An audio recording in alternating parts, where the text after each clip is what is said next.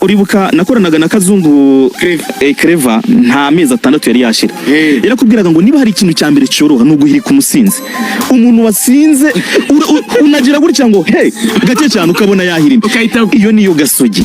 wari wabona igare riharura umuhanda ese wari wabona ihene rigata ku cyuma cya mucoma ibyo byo wari wabibona niba ibyo bintu byose bidashoboka nicyo kibazo rumbajije nibyo itariki 21 APR ishobora kujya mu matsinda inayahoramo uko bagiye dore amatsinda izabirimo n'inkariya uyanyereke abantu kuri ubona abantu bameze niyo matsinda rwose izabirimo